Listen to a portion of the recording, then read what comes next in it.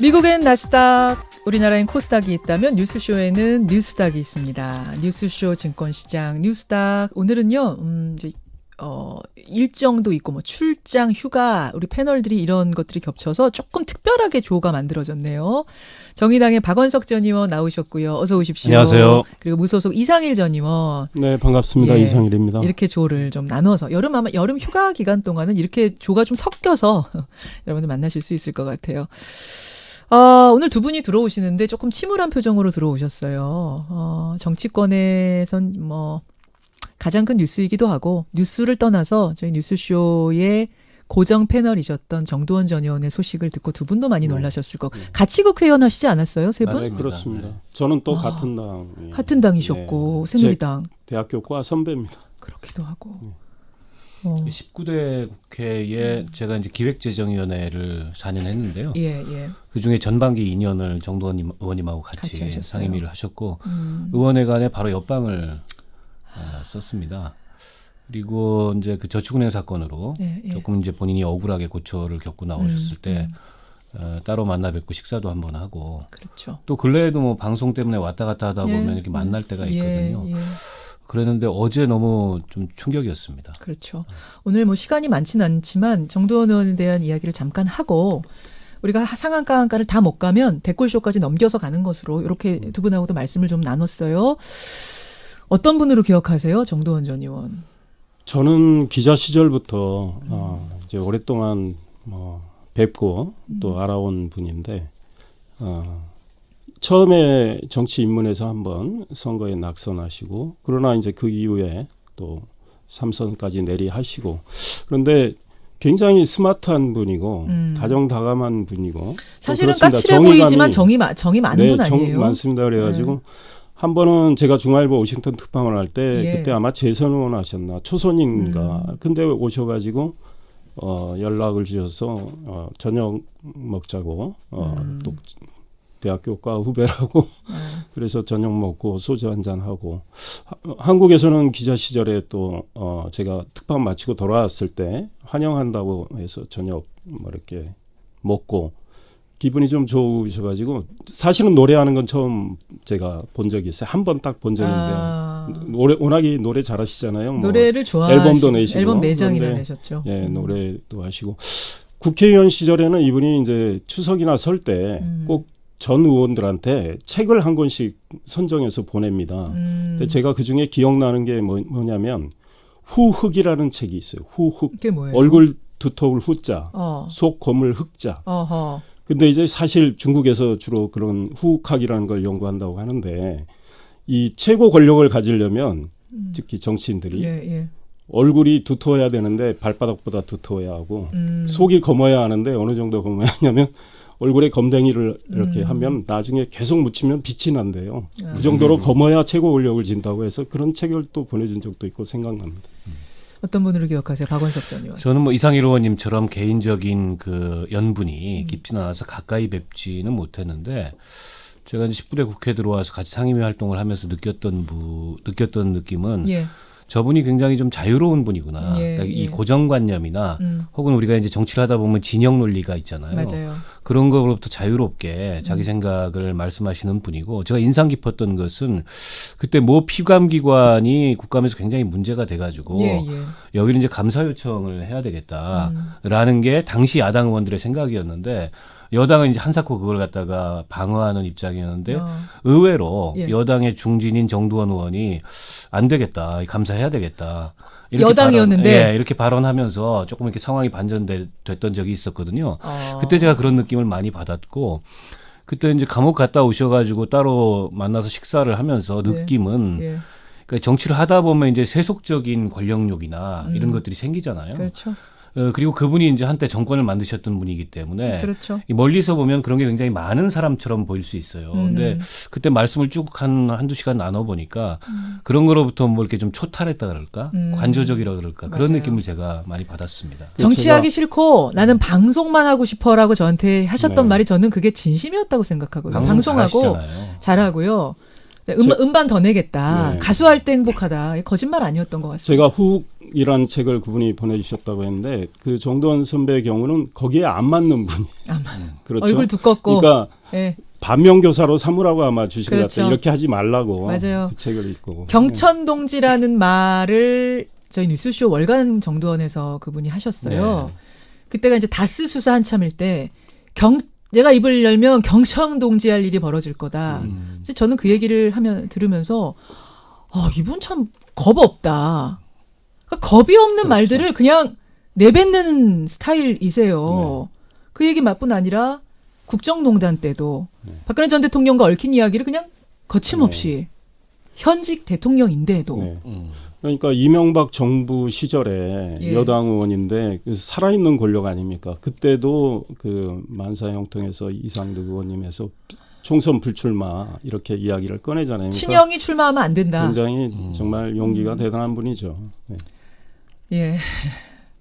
참 마음이 많이 아프고 우리 청취자들이 무엇보다 월간 정도는 불과 지난 금요일에도 함께 했었기 때문에 많은 분들이 지금 추모의 문자 보내주고 계십니다. 예, 그분을 기리면서 애도하면서 오늘 뉴스닥 들어가 보죠. 제가 보니까 공통 주제가 하나 보여요. 상한가. 근데 같이 상한가, 같이 하한가를 골라오신 게 아니고 한 분은 상한가로, 한 분은 하한가로 한국당. 네. 조금 더 구체적으로는 황교안 대표. 예. 어떤 분이 하한가고 어떤 분이 상한가입니까? 제가 상한가로 꼽았습니다. 저는 하한가로 꼽았습니다. 너무 뻔하네요. 예, 왜냐하면 내일 청와대에서 문재인 대통령과 여야 5당 대표 회담이 열리잖아요. 사실 예. 16개월 만에 열리는 거라. 예.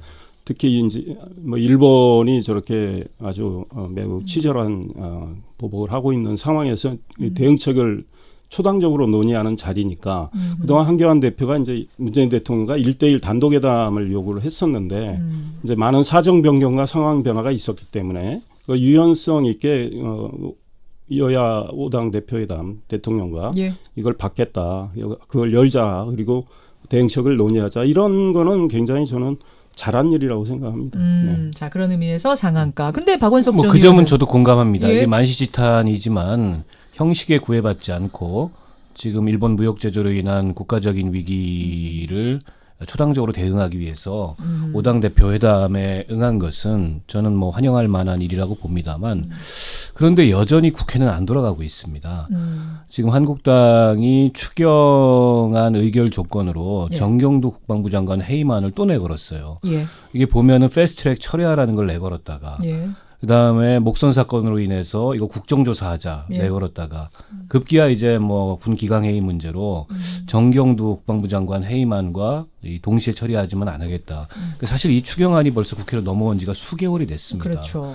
게다가 지금 일본의 저 무역 제재로 인해서 우리 경제에 시름이 더 깊어가고 있고 한시가 급한데 어떻게 보면은 계속 이게 발목 잡기의 도구로 국회를 활용하고 있는 게 아닌가 이런 점에서 굉장히 우려스럽고 또 좀 잊을만 하니까 막말이 또 터졌어요. 우리 정미경 최고위원께서 예. 뭐 세월호 한 촉으로 문재인 대통령이 이겨서 이순신 장군보다 더 대단하다. 이순신 장군보다 문재인 대통령이 낫다고 하더라. 문재인 대통령은 세월호 한 척을 갖고 이겼다 하고 이제 그 자리에서 웃음이 좀 터졌는데 뭐 그것 때문에 웃은 건 아니라고 거기 계신 분들이 말은 합니다만 묘하게 또 웃음이 터지고 이러면서 이제 막말 논란이 불이 붙었는데 한국당의 입장은 이것은 막말이 아니다. 왜냐하면은 네티즌들이 써놓은 댓글을 인용해서 말하는 거기 때문에 막말이라고 보도하지 말아라 라는 입장. 저는 그 막말이 아니라는 말도 막말 같아요. 왜냐하면 아무리 댓글을 인용했다 하더라도 예. 이게 이제 의도가 있는 거지 않습니까? 그리고 세월호라는 국가적 참사를 이렇게 정쟁의 도구로 동원하면서 그동안에 한국당이 많은 비판을 받았습니다. 차명진 전 의원도 그랬고 예, 예. 또 정진석 의원님도 그랬고 그 불과 얼마 전의 일인데 마치 문재인 대통령이 세월호를 정쟁에 이용했다라고 그 댓글을 인용해서 이 정쟁을 벌인 거죠. 근데 이게 유가족들한테는 여전히 상처가 많이 될 수밖에 없는 일이고 그 말에 이어서 한 말도 저는 굉장히 부적절한 용어 선택이었다고 생각하는데 문재인 대통령의 대일 외교 실책을 비판하면서 대통령이 싼 배설물은 대통령이 치워라. 네, 그러니까 외교 실책은 비판할 수 있어요. 근데 그게 과연 이게 이 공당의 최고위원으로서 선택할 수 있는 어휘인가에 대해서 한국당이 이 막말 무감증 내지는 막말 내성에 스스로 빠진 게 아닌가. 막말 무감증 걸린 거 아닌가? 게다가 이제 국민들까지도 그런 이 막말 내성을 국민들에게 불어넣으려고 하는 게 아닌가. 굉장히 우려스럽습니다. 자, 이상일 전 의원. 그러니까 지금 정미경 최고위원의 이제 그 말씀 자체만 가지고 본인이 이제 어떤 의도를 가지고 했는지는 좀 더 들어봐야 되겠지만 제가 뭐 그건 확인한 건 없고 예. 말씀 자체에 저도 뭐 그다지 뭐 찬성하지는 않습니다. 그러니까 이 세월호의 그 뭐랄까 아픈 기억들을 자꾸 정치적으로 이용하는.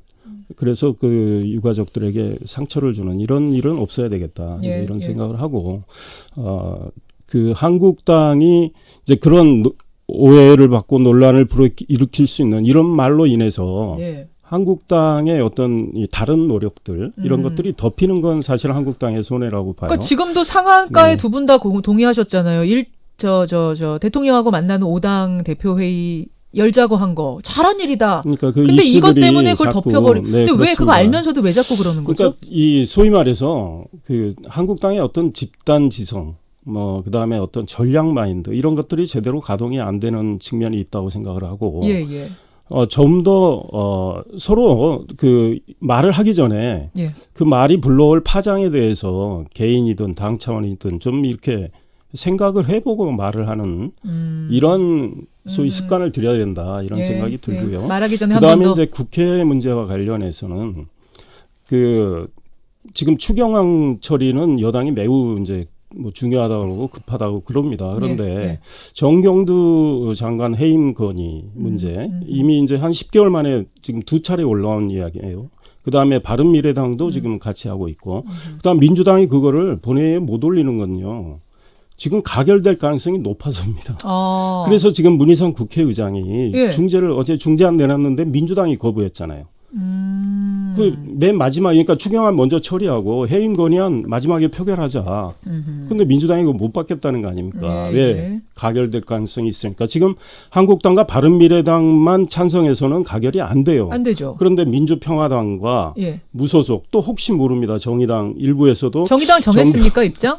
정경두 장관 이거 찬성 나올까 봐. 그 지금 민주당이 이거 못 하고 있는 겁니다. 그러니까 민주당이 정말 추경을 하고 싶다면 추경에도 무게가 가야죠. 그런다면 정경두 장관 뭐 해임 견의안 표결에 붙이는 것도 나쁘지 않다고 생각을 합니다. 왜냐하면 추경 처리가 급하다면. 자, 지금 시간이 1분 정도 남았습니다. 저는 의장 중재안대로 해볼 수도 있다고 생각하는데 근데 전례를 보면요. 과거에 천안함 사건, 연평도 폭격 사건, 연평 해전 때도 국방부 장관을 경질한 바가 없습니다. 그러니까 군 기강 해이와 안보의 위협은 다른 문제예요. 해임은 맞는데 그건 질책 받아야 지휘관들이 맞는데 책임져야 될 그렇다고 문제죠, 해서 장관이 해임될 문제냐에 대해서는 좀 다른 생각 가지고 그렇게 계시는군요. 따지면은요. 정의당도. 진짜 수시로 장관 해임해야 됩니다. 그러고 보니까 정의당 박원석 전 의원 정책위 의장 되셨죠 이번에. 네, 그렇습니다. 그 축하를 못 드렸네요. 그것부터 축하하고 시작을 해야 되는데. 그러니 2부에 축하해 주십시오. 어차피 지금 뭐 심상정 대표 상한가 이야기가 나올 그러니까요. 알겠습니다. 그럼 자, 요 정도까지 일단 뉴스쇼에서 뉴스닥 한국당 이야기 상한가 하한가 섞어서 얘기를 하고 유튜브 댓글쇼에서 이어갈 텐데 일단 라디오밖에 못 들으시는 분들을 위해서 발표만 해주세요. 자, 나머지 것들 박원석 우리 정책위 의장께서는 자화자찬 같지만 심상정 대표와 정의당 신임 지도부입니다. 네, 상한가로 꼽으신 거죠. 잘 꼽아오셨고요. 저는 조국 청와대 민정수석을 하한가로 꼽았어요. 오케이. 페북어를 또 올리셨던데 조국 수석 오늘 아침에. 자, 그 이야기를 가지고 유튜브 댓글쇼로 조금 더 이어가겠습니다. 두 분 고맙습니다. 고맙습니다. 감사합니다.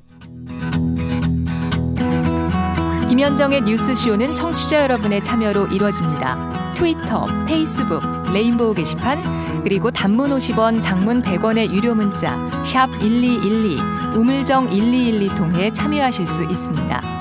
김현정의 뉴스쇼, 여러분과 함께 만듭니다.